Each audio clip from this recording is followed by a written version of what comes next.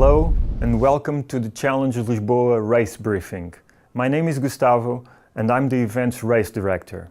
This year we've decided to do a video briefing, so we ask that you pay attention to all the information given, as this substitutes the usual on-site briefing on race week.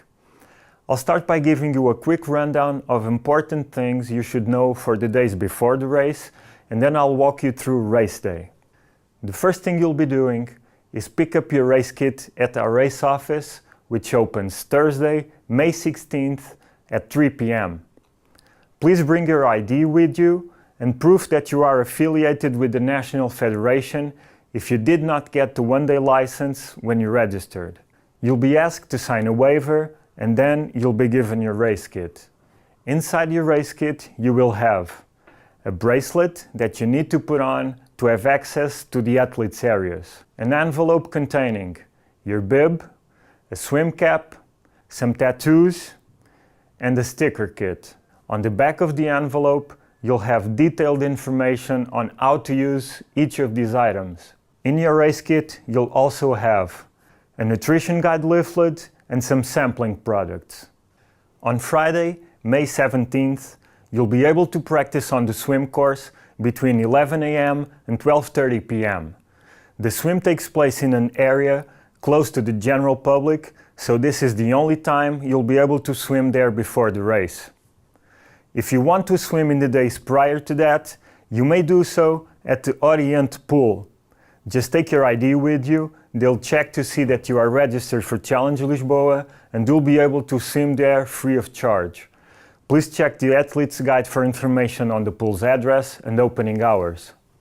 The bike check-in will be done on Saturday, May 18th, between 11 a.m. and 12:30 p.m. To check in, you'll need to take your bib, your bike, your helmet, and all the remaining equipment you'll use during the race.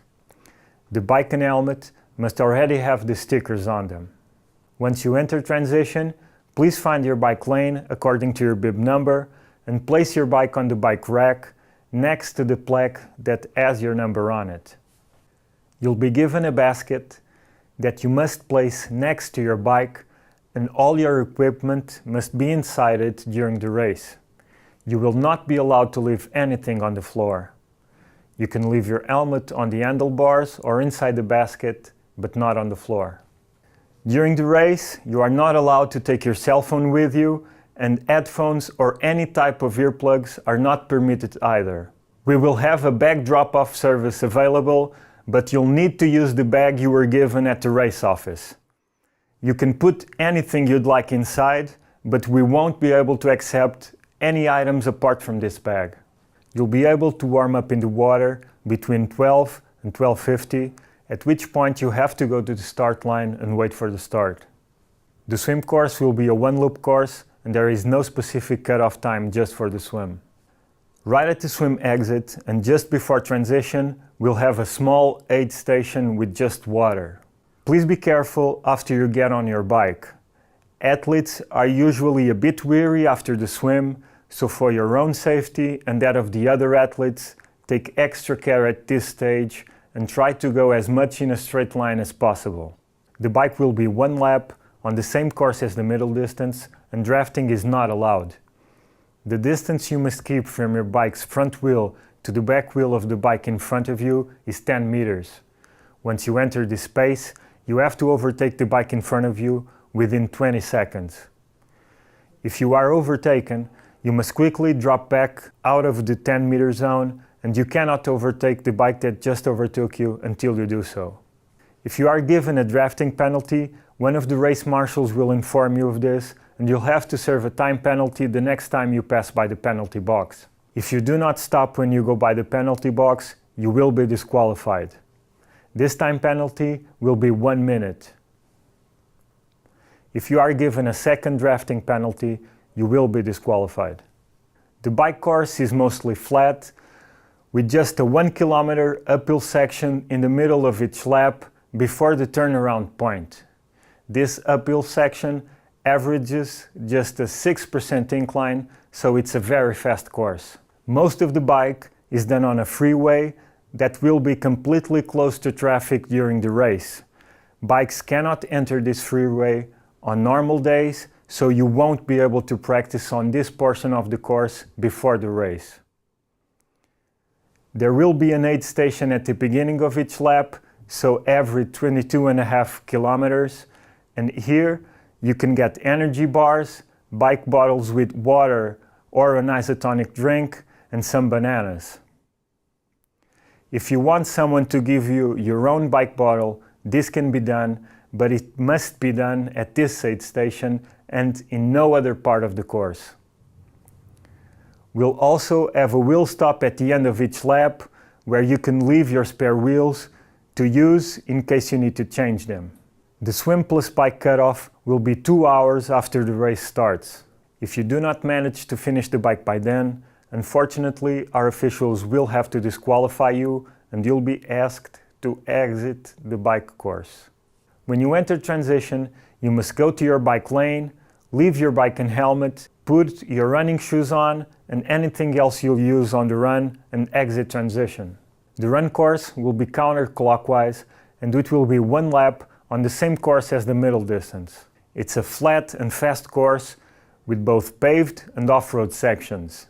We will have 2 aid stations on each lap, one next to the swim start and the other at the far turnaround point. In these, we will have water, an isotonic drink, some bananas and oranges, some energy gels and Coke.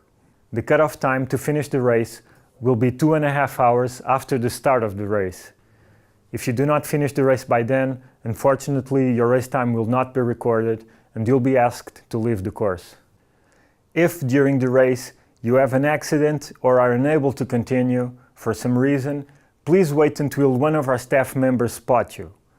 We'll have several mobile people around the bike and run courses, and as soon as one of them spots you, they'll call for help and it will come to your aid promptly. If you'd like to cross the finish line with one or more of your loved ones, they can wait for you at the tent we have about 70 meters before the finish, and they can join you across the finish line. After you finish, you'll receive your finisher medal and we'll be headed towards the recovery zone.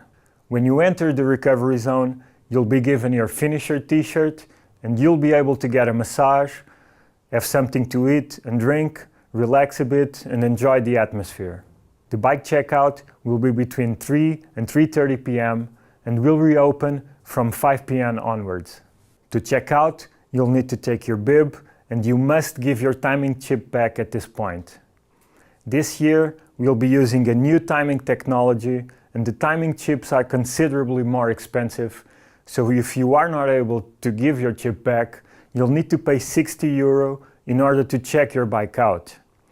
This amount is what we are charged by the timing company for every missing chip.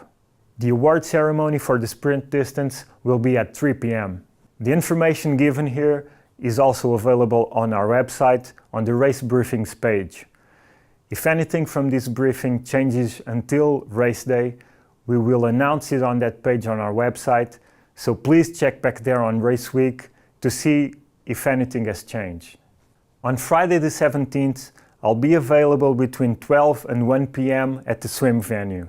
So if you want to get in touch with me and ask me anything regarding the race, this will be the perfect time to do so. You can also ask our staff members at the race office and they'll be more than happy to answer any questions you may have. Thank you for your time. We look forward to welcoming you in Lisboa, and on behalf of the entire Challenge Lisboa staff and volunteers, we wish you a wonderful race.